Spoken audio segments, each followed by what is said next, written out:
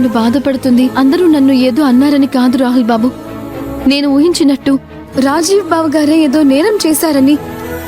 ఏదో రోజు బయటపడితే అప్పుడు కుటుంబం పరిస్థితి ఏమవుతుందా అని. రాజీవ్ బావ గారు ఏదైనా తప్పు చేసి పట్టుపడితే అప్పుడు మావయ్య గారి పరువు ఏమవుతుంది, అత్తయ్య గారి ఆరోగ్యం ఏమవుతుంది, లలితక్క ఎంత బాధపడుతుంది, అమూల్య జీవితం ఏమైపోతుంది. ఇవన్నీ ఆలోచిస్తుంటే చాలా బాధగా ఉంది. నిజంగా చెప్పాలంటే చాలా భయంగా ఉంది.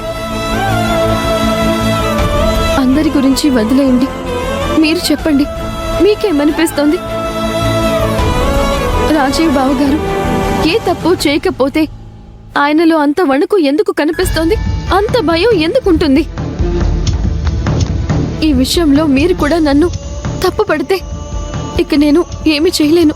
నిజానికి నాకు కూడా అన్నయ్య మీద అనుమానంగా ఉంది అభి.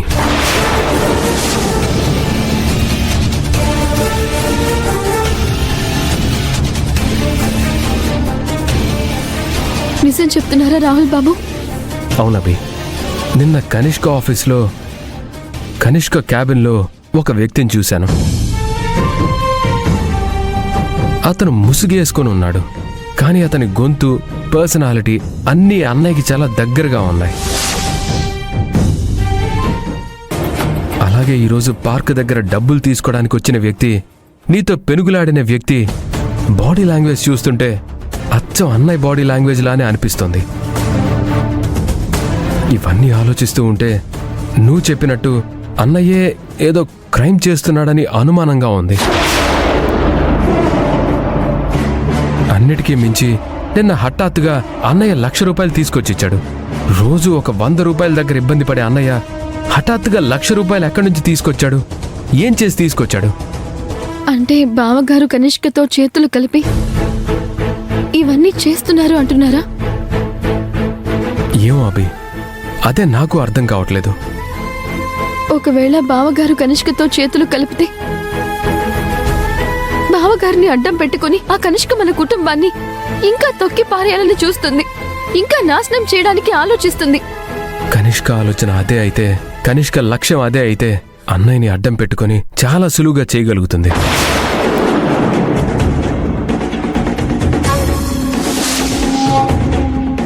రాహుల్ బాబు, నాకు మళ్ళీ మరొక అనుమానం మొదలైంది. ఏంటది? ఒకవేళ రాజీవ్ బావగారు కనిష్కతో చేతులు కలిపితే కనిష్క డబ్బులు కొట్టేయడానికి బావగారు ఎందుకు ప్రయత్నిస్తారు?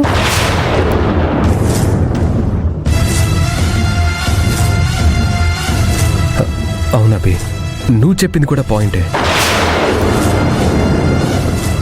అయితే అన్నయ్య కనిష్కతో చేతులు కలిపినట్ట, లేకపోతే తన సొంతగా ఇలాంటి క్రైమ్ ఒకటి చేయాలనే ఆలోచనలోకి వచ్చాడా?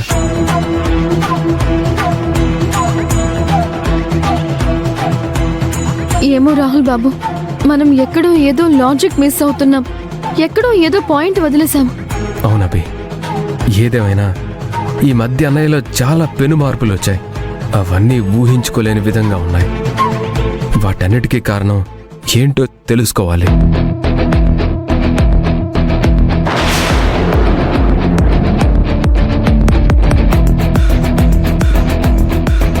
అవునండి, బావగారి మీద ఒక కన్నేసి ఉంచితే మంచిది. లేకపోతే ఆయన చేసే పనుల వల్ల కుటుంబం మరోసారి వీధిన పడే పరిస్థితి ఏర్పడుతుంది.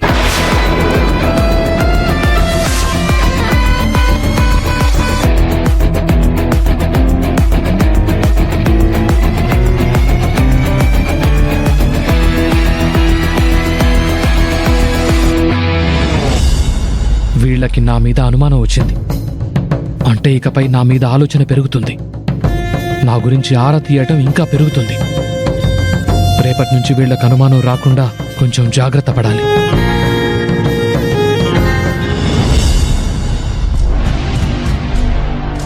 ఎస్ఐ చెప్పిన దాని ప్రకారం నా ప్లాన్ గురించి తెలిసిన వాళ్లే నా డబ్బులు కొట్టేసే అవకాశం ఉంది.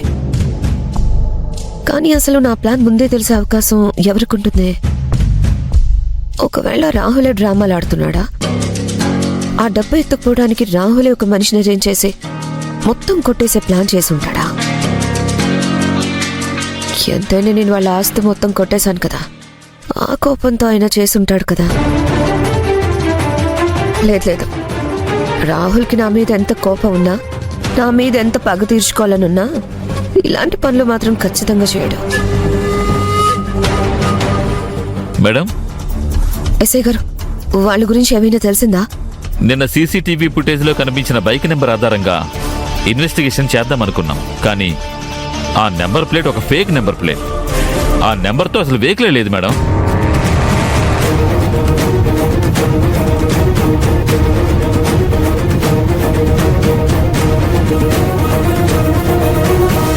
ఇక వాళ్ళ గురించి తెలుసుకునే అవకాశమే లేదంటారా? వాళ్ళు నిన్న ట్రావెల్ చేసిన రూట్ మొత్తం సీసీటీవీ కెమెరాల ద్వారా మేము కనుక్కున్నాం మేడం. చాలా దూరం వాళ్ళని ఫాలో అయ్యాక ఒక చోట సీసీ కెమెరాలు లేని ప్లేస్లో వాళ్ళు బైకులు మార్చుకొని వెళ్ళిపోయారు. అలాగే వాళ్ళు తీసుకెళ్లిన డబ్బు కూడా బ్యాగులు మార్చుకుని తీసుకుని వెళ్ళిపోయారు. అందువల్ల వాళ్ళని ట్రాక్ చేయడం చాలా కష్టమైంది మేడం. వాళ్ళు ఇంత తెలివిగా చేశారంటే ఎవరో సామాన్యమైన వ్యక్తి అయ్యుండడేమో ఎస్ఐ గారు. ఖచ్చితంగా వాడు ప్రొఫెషనలే అయ్యుంటాడు. ఇంతకు ముందు ఇలాంటి పనుల్లో బాగా ఆరితేరిన వాడయ్యుంటాడు. ఆ కోణంలో ఏమైనా ఆలోచించండి. డెఫినెట్లీ కనిష్క గారు, వాళ్ళని మాత్రం నేను వదిలిపెట్టను. అతి త్వరలో వాళ్ళని పట్టుకుని మీ ముందుకు తీసుకొస్తాను. కాకపోతే కొంచెం టైం కావాలి మేడం. ఇలాంటి విషయాల్లో మనం ఎక్కువ టైం తీసుకోలేము ఎస్ఐ గారు. వీలైనంత త్వరగా వాళ్ళని పట్టుకోవాలి. లేకపోతే తర్వాత పట్టుకున్నా మనుషులు దొరుకుతారు కానీ మనీ దొరకదు. I can understand madam. కానీ మన దగ్గర ఉన్న ఆధారాలతో వాళ్ళని పట్టుకోవడం అంత సులువైన పని కాదు. ఛ! అసలు వాళ్ళు ఎవరయ్యి ఉంటారు?